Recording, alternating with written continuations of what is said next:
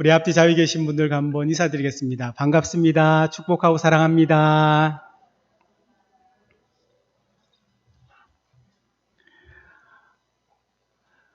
네, 원래 지금 매주일 저희가 이제 마태복음의 말씀을 계속 이렇게 나누고 있지 않습니까? 그런데 이번 주에는 좀 특별한 일들이 있어서 하나님께 제게 주신 마음이 이게 전도에 대해서 한번 말씀을 나누라는 그 마음이 사실 이번 주에 좀 많이 있었습니다. 그래서 급하게 본문을 바꾸고 이렇게 말씀을 준비할 때 하나님께서 우리 교회 가운데 주시는 그 꿈과 비전을 우리 사랑하는 여러분들이 함께 볼 수 있었으면 좋겠습니다. 2018년도에 12월 그때 국민일보라는 그 신문의 신천지 예수교 증거 장막 성전에 관한 그 신천지에 관련 기사가 이 국민일보에 실렸습니다. 거기에는 신천지에 있는 사람들에게 이 본부에서 그 메시지, 어떤 내용을 전달했던 내용입니다. 신천지 신도들 중에서 전도를 하지 못하는 사람들은 이 전도비 명목으로 100만 원을 내라는 그 공지가 전체 신천지 신도들에게 이렇게 문자로 갔다고 합니다. 만약 돈을 내지 못하는 신도는 신천지를 탈퇴하라, 이렇게까지 이야기를 했었습니다. 그래서 전도비 명목으로 100만 원, 전도 못했던 그 벌금 10만 원에서 총 110만 원의 이 금액을 이렇게 납부하라고 이렇게 얘기한 겁니다. 그 신천지들이 이야기한 천국, 공짜 천국이 어디 있느냐? 전도를 못하는 사람은 전도비라도 내야 된다라는 것이 신천지의 주장이고, 만약 그렇게 하지 못할 거면 탈퇴해라, 신천지를 탈퇴해라, 이것이 그들의 이야기였습니다. 사실 이런 신천지들은 우리가 보기에는 정말 이해가 안 되지 않습니까? 정말 이해가 안 되는 집단들입니다. 그런데 이들이 하는 행동들 보면 사실 상식적인 것이 잘 없습니다. 신천지가 무서운 이유가 그들의 그 집요함과 한 사람을 대한 그 정말로 우리가 생각할 수 없을 정도로 이 한 사람이 신천지를 떠나지 못하게끔 막는, 2중, 3중으로 막는 그들의 방식들이 사실 정말 무섭기 때문이거든요. 그런데 이런 신천지들은 사실 우리가 믿는 복음과는 다른 가짜 복음을 믿는 사람들이 이렇게 이 세상에서 그들이 말하는 그 전도 14만 4천 명에 들어가기 위하여 그 한 사람을 전도하기 위하여 그들의 삶과 그들의 인생 전체를 여기에 올인하면서 살아가는 사람들입니다.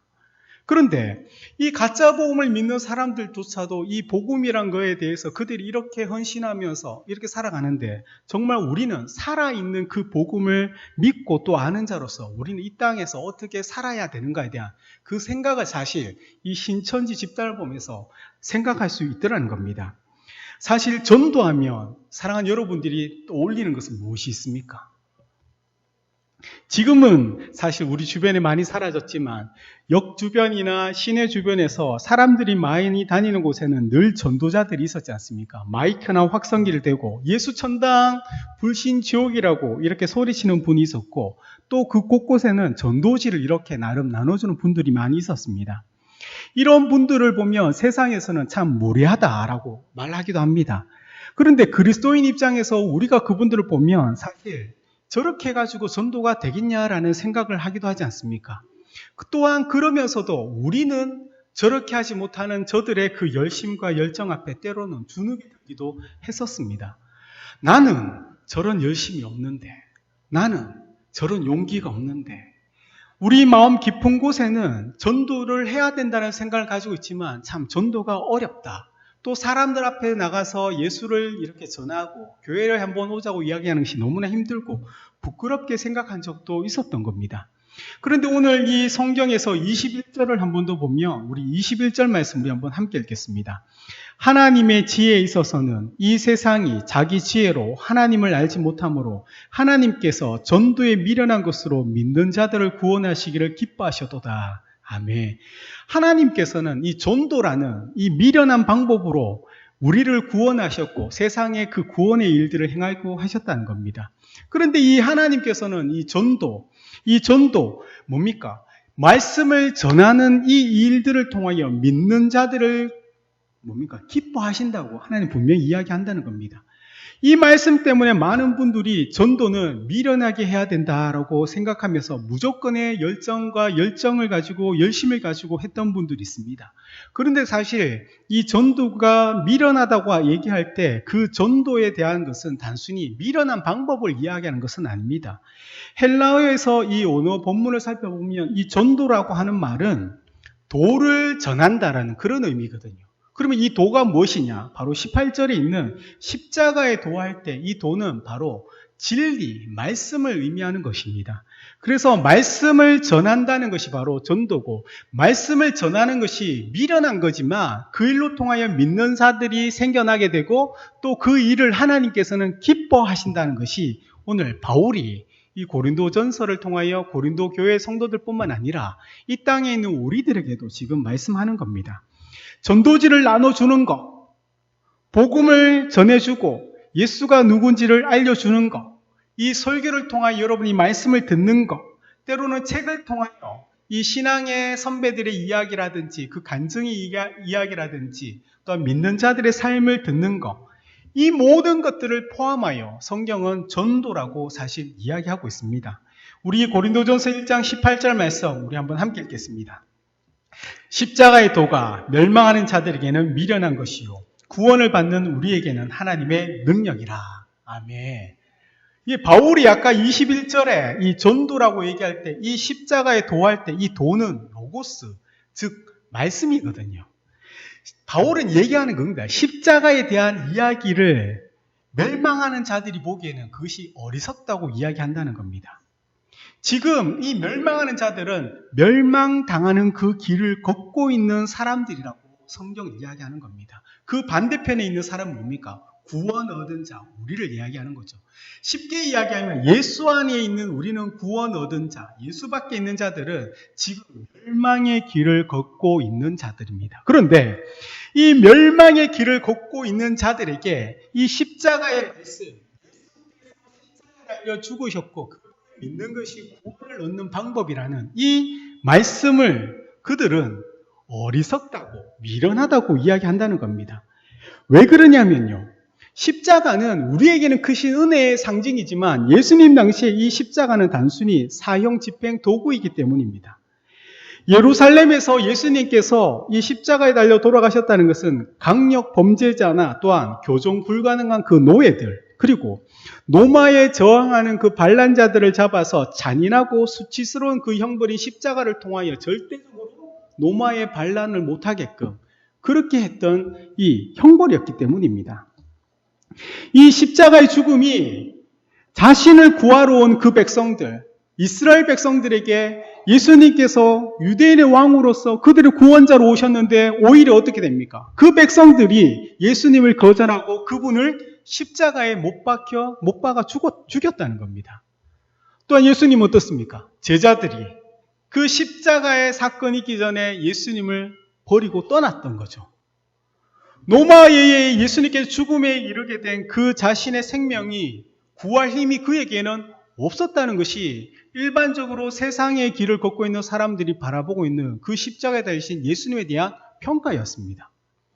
그래서 우리는 이 십자가를 하면 그 주님의 사랑과 그 은혜의 상징, 이 찬송가에서 그 십자가의 이야기가 나오면 우리 마음에 뭉클한 것과 감동과 그 마음들이 있지만 사실 이 당시의 십자가는요, 그냥 사람들이 보이는 가장 잔인한 형벌, 잔인한 형벌을 달릴 만큼의 큰 죄를 지은 자, 그것이 세상이 바라보던 그 십자가에 대한 평가였거든요. 그러다 보니 어떻습니까? 예수님 믿지 않는 자들에게 이 십자가에 달리신 예수에 대한 말씀을 전하는데 그들이 보기에는 뭐랍니까? 오히려 우리를 보고 어리석다고 미련하다고 이야기하는 거죠. 지금도 우리가 함께 모여 이 시간을 세상은 좋아하지 않지 않습니까? 반대합니다. 혐오하는 분들이 너무 많이 있습니다. 세상이 보기에 이런 우리들은요, 굉장히 미련한 사람들입니다. 그런데 우리에게는 이 십자가의 말씀이 어떻습니까? 하나님의 능력인 것을 꼭 믿으시기 바랍니다. 이 하나님의 능력이기 때문에 우리는 오늘도 이렇게 모여서 뭐합니까? 하나님 앞에 예배 드리는 거죠. 이 예배 드리는 행위가 또 다른 말로 하나님 우리는 하나님을 사랑합니다라는 우리의 고백인 것입니다. 이 세상에서는요, 돈을 모으고 권력을 잡고 성공하는 지혜들이 있는 사람들은 많이 있습니다. 그러나 세상에는 그런 성공하고 권력을 잡고 돈을 버는 지혜가 있는 사람 많이 있지만, 그러나 그 속에는 자신의 생명에 대하여 미련한 자들이 있더라는 겁니다. 그러나 우리들은요, 세상에서 돈을 버는 능력이나 권력과 성공하지 못할지라도 우리는 세상이 그런 우리를 보고 미련하다 하지만 우리는 뭐가 있습니까? 생명을 구원하는 그 능력이 우리에게 있다는 것입니다. 그래서 세상은요, 이 십자가의 말씀을 알지 못하기 때문에 그들은 스스로를 지혜 있다고, 똑똑하다고, 총명하다고 생각하며 그런 세상이 보는 우리는요, 미련한 자일 뿐인 겁니다. 그러나 바울은 그런 세상을 향하여 우리에게 분명히 말씀합니다. 19절입니다. 우리 19절 말씀 함께 읽겠습니다. 기록된 바 내가 지혜 있는 자들의 지혜를 멸하고 총명한 자들의 총명을 폐하리라 하였으니. 아멘.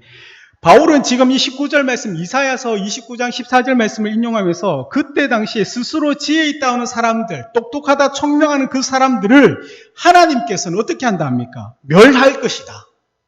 세상에서 똑똑하고 잘났다고 얘기하는 그들을 하나님께서는 폐할 것이라고 그렇게 이야기하면서 고린도에 있는 사람들에게 이야기하고 있는 겁니다. 그래서 20절에 하나님께서는 묻습니다. 어디 있느냐? 어디 있느냐? 어디 있느냐? 이 헬라어는 이 말이 세 번째 문제였거든요. 어디 있느냐? 뒤에 있는 자가. 어디 있느냐? 똑똑한 사람이. 어디 있느냐? 변론가처럼 그 이성으로 이 그리스 당시의 헬라 철학을 가지고 스스로 똑똑하던 사람들이 어디 있느냐고 그렇게 하나님이 묻는다는 겁니다. 하나님을 제하고 하나님 앞에 맞설 수 있는 그 지혜를 가진 자가 어디 있느냐? 하나님 외에는 참된 지혜에 되신 분이 없다는 겁니다. 그래서 이 세상에는 그 세상 사람들이 똑똑하다는 거, 그 세상 사람들이 가지고 있는 그 지식과 그 모든 것들로는 절대적으로 하나님을 알 수가 없다고 성경은 이야기하는 겁니다. 21절 말씀을 한 번 더 보면요. 21절 말씀을 세 번역으로는 이렇게 얘기합니다. 하나님께서는 어리석게만 들리는 십자가의 말씀으로 믿는 사람들을 구원하시기를 기뻐하신다. 이렇게 우리를 통하여 이 십자가의 말씀을 통해 하나님은 사람들을 구원하게 하실 거라고 이야기하고 있다는 겁니다. 저희가 설교를 하면서 늘 우리 사랑하는 여러분들에게 주변에 힘들어하고 어려운 분들에게 제가 얘기하지 않습니까? 따뜻한 말 한마디 한번 해주시고 손 한번 잡아주라고. 이것이 정말 아무것도 아닌 것 같고 보잘것없는 것 같아 보일 수 있지만 여러분의 그 사랑으로 행하는 그 삶의 모습 속에 여러분이 말하는 예수에 대한 사랑을 전하는 그 말 한마디에 하나님의 능력이 나타난다는 것을 꼭 믿으시길 바랍니다.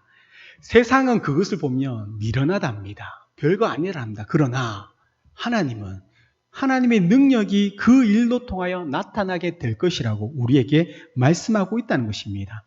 그래서 우리는 어떻게 합니까? 여전히 십자가의 그 말씀, 십자가의 이야기, 그 십자가에 달리신 예수 그리스도, 그 예수를 보내주신 우리 하나님에 대한 그 이야기들을 우리는 그대로 그냥 전할 뿐입니다.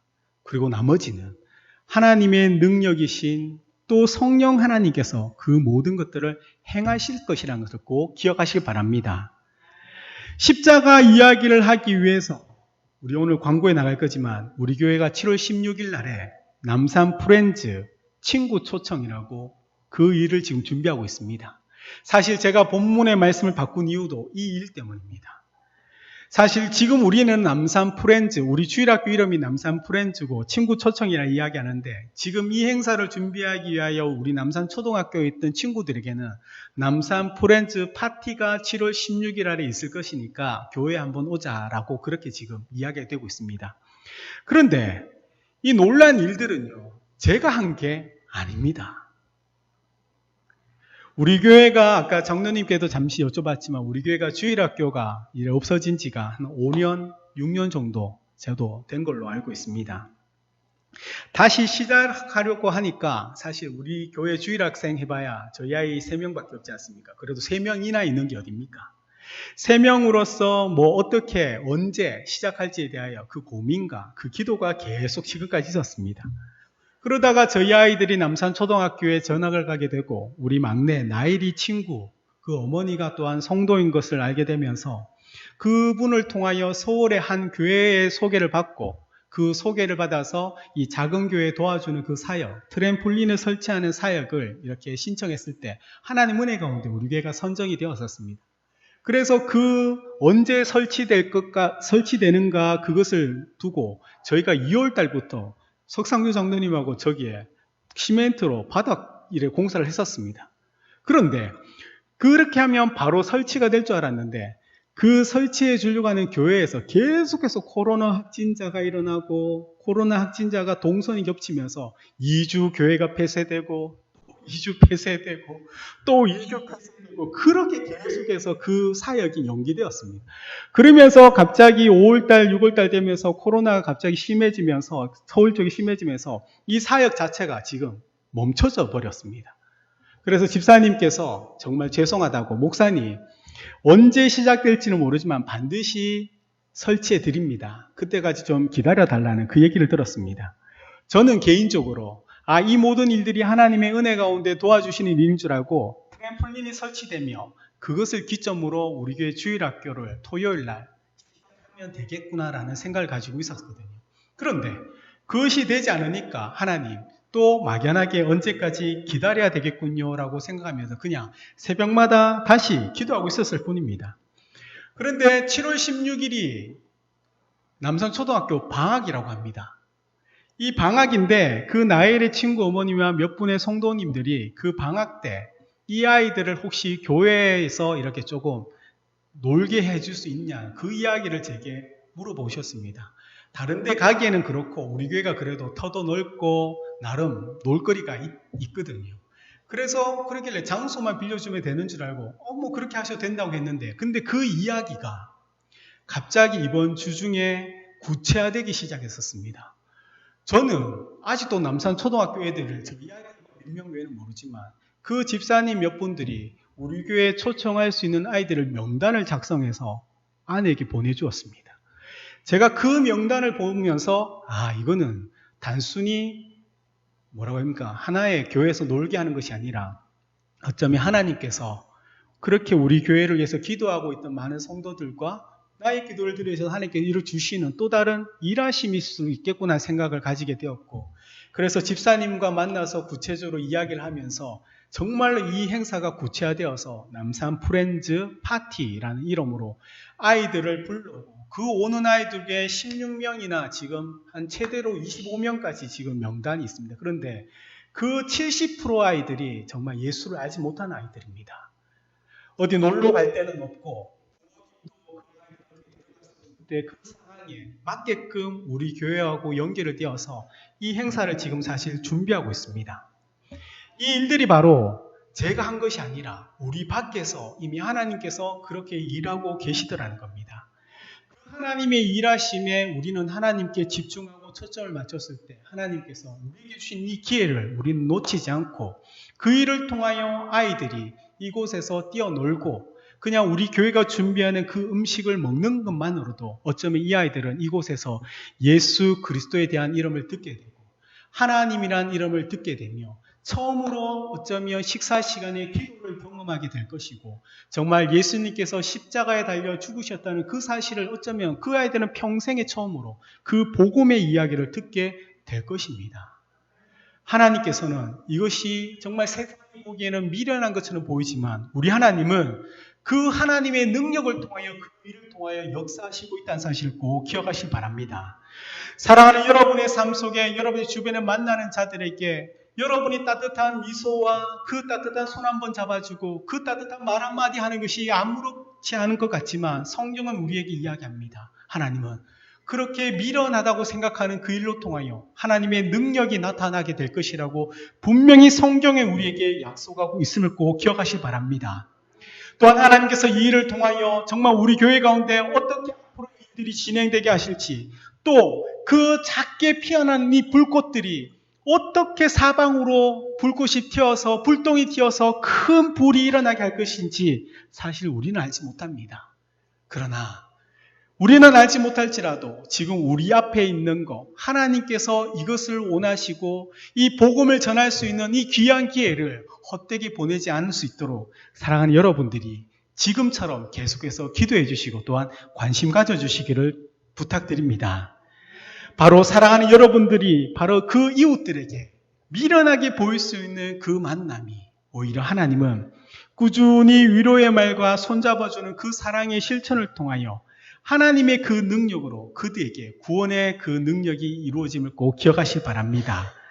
우리 고린도전서 1장 24절 말씀 우리 한번 함께 읽겠습니다. 오직 부르심을 받은 자들에게는 유대인이나 헬라인이나 그리스도는 하나님의 능력이요 하나님의 지혜니라. 아멘. 하나님의 부르심을 받은 우리들은요, 이 유대인, 헬라인, 지금으로 따지며 우리 주변에 있는 예수를 알지 못하는 모든 사람들에게 우리가 꼭 전해야 될 것은 바로 그리스도, 그분뿐이라는 사실을 기억하시기 바랍니다. 여러분이 전하는 그 그리스도라는 그 한마디, 여러분이 전하는 그 예수라는 그 한마디, 그러나 그 말에 하나님은 하나님의 능력으로, 그 크신 하나님의 지혜로 하나님은 일하실 것을 꼭 믿으시길 바랍니다. 사랑하는 여러분, 하나님이 저와 여러분을 우리 교회에 부르셨고 지금 우리 가운데 함께하고 계심을 꼭 믿으시는 것처럼 하나님이 이 땅에 우리를 부르심에 대하여 우리가 순종할 때 그 십자가의 능력이 여러분의 삶에 나타남을 꼭 기억하시길 바랍니다. 그 십자가의 놀라운 능력이 여러분의 가정과 우리 교회에 나타날 줄 믿으시길 바랍니다. 이 일은 성령께서, 우리 하나님께서 행하시고 우리는 주님 주신 이 장소, 이 시간에 함께하는 우리들, 함께하는 이웃들, 그 자리에 있는 그들에게 그 사랑을 전해줄 뿐임을 꼭 기억하시면서 다시 한번 부탁드립니다. 여러분 주변에 있는 힘들어하고 어려워하는 자들에게, 또한 우리 믿음의 성도들에게 정말 따뜻한 그 말 한마디와 또한 위로의 전화 한 통, 힘내라는 문자 한 통 꼭 전해주시기 바랍니다. 하나님께서는 그 일로 통하여 역사하십니다. 그렇게 우리 교회가 주의 사랑과 주의 은혜가 풍성할 때 하나님께서는 이 땅 가운데 그 사랑과 은혜를 알지 못하고 세상 속에서 세상의 지혜를 가지고 있지만 늘 공허하고 내일에 대한 염려와 두려움을 가진 자들에게 우리 교회에 대한 좋은 소문을 나게 해서 우리 교회에서 그들의 마음의 평안과 위로와 은혜를 줄 믿습니다. 그 일을 위하여 함께 기도하며 힘차게 달려나가기를 예수님의 이름으로 축복드립니다. 아멘.